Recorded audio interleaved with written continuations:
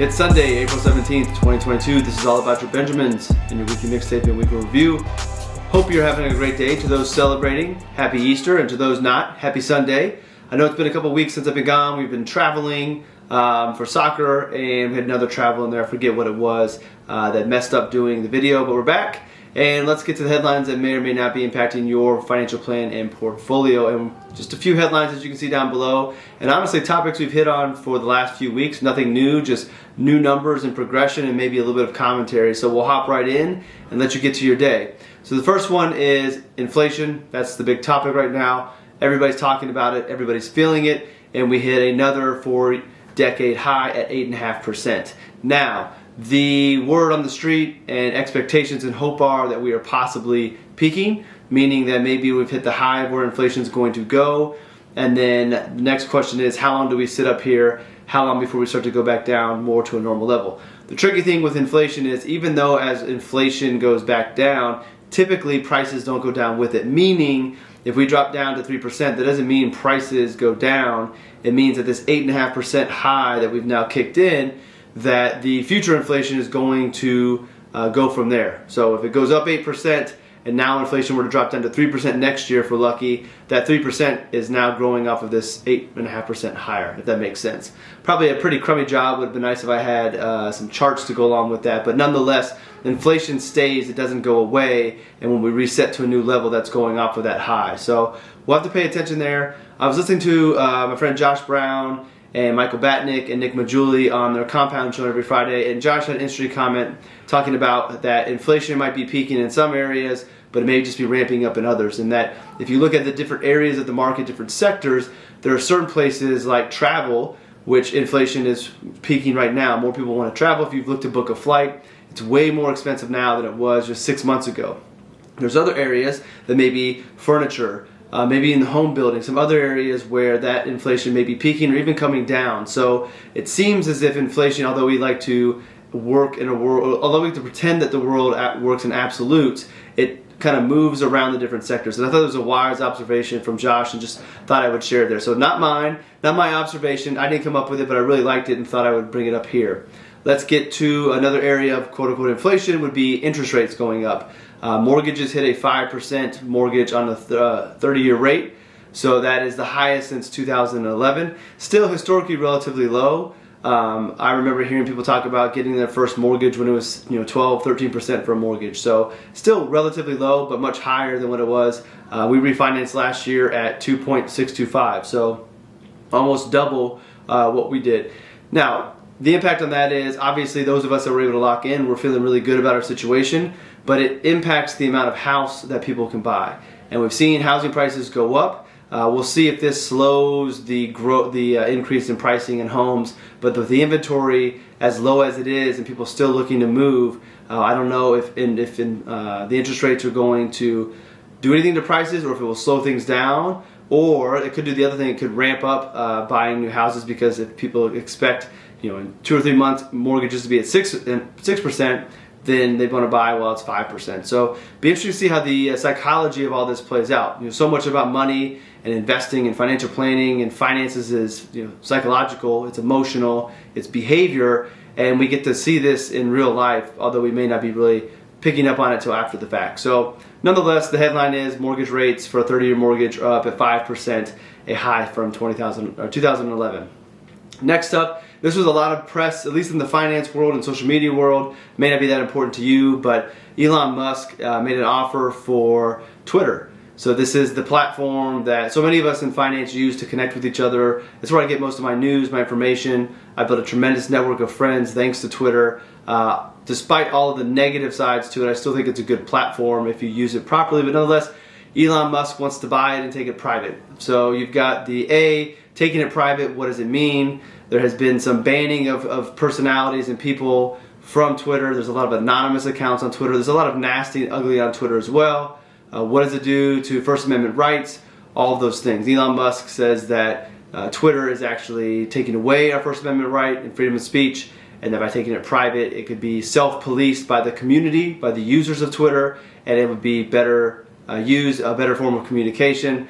Now with Elon, you never know if it's a real thing or if it's him just messing around. He could be doing this just to make the SEC mad. He took a large stake in the company prior to announcing that he wanted to buy it. So the offer he made is well above the market price.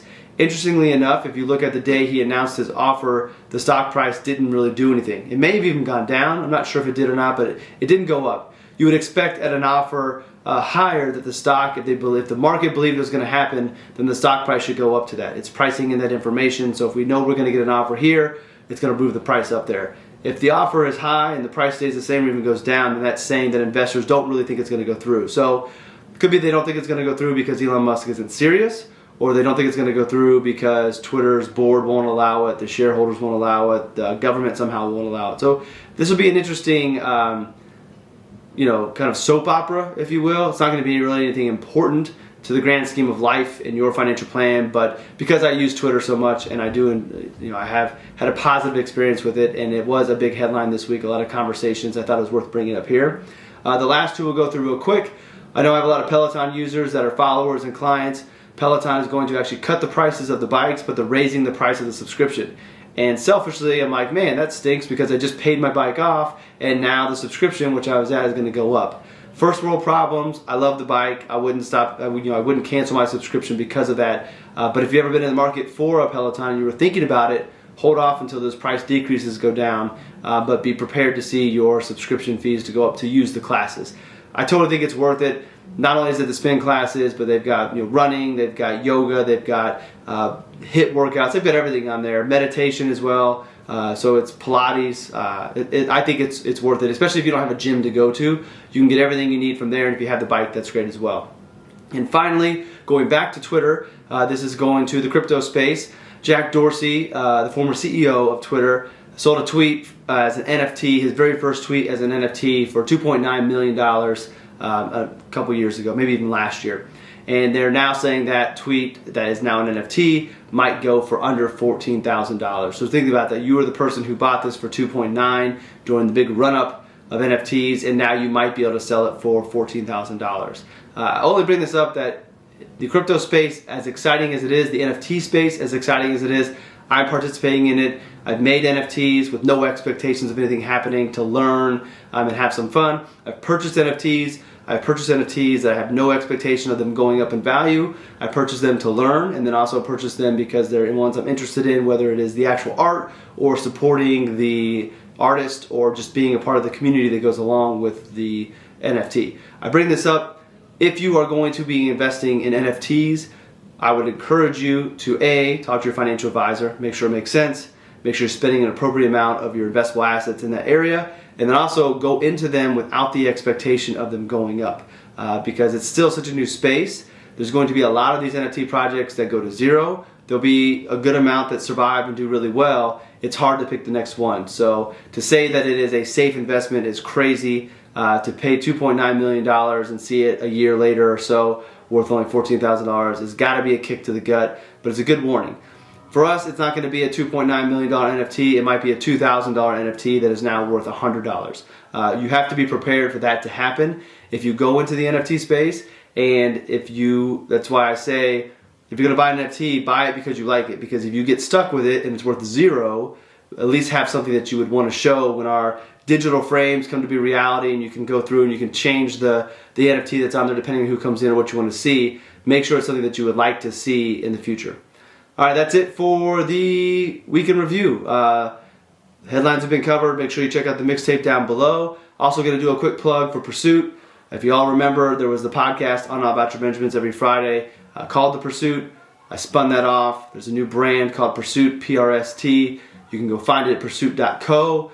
Life's Pursuit is the Twitter handle and Instagram handle, but that's where the Pursuit podcast lives, along with the Daily Pursuit and the On Our Pursuit podcast also. A newsletter is going around every Saturday. Volume 2 just went out today. I'm recording this on Saturday for Sunday.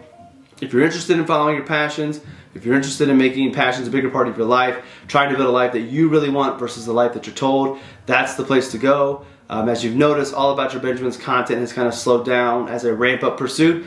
Don't worry, All About Your Benjamins isn't going anywhere. Weekly mixtapes will be continuing. The next episode with my dad will be continuing. We'll be recording this week for a new episode to go out.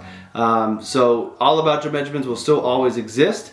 just may not have as much new content going from time to time, especially in this ramp up page or spit time. But the pursuit is a complement to what goes on over here. The difference being it's a little bit less, well, a lot less of the finance over there, more about the psychology, more about the mindset, more about inspiration, more about examples of people following their passions, and then the finance stuff lives over here. So as I have things I feel like I can contribute to the finance blogosphere, I will write about it. But if not, I'll continue to highlight great people on the mixtape, let you read that, bring those to you so you don't have to go find them, and that could be my contribution for now. So appreciate always all the support here, all the support over at Pursuit as that builds up. Looking forward to seeing that thing go and for the big plans I have for it. So with that, I'll let you get to your day. Happy Easter again if you're celebrating, and we'll see you all in the next episode.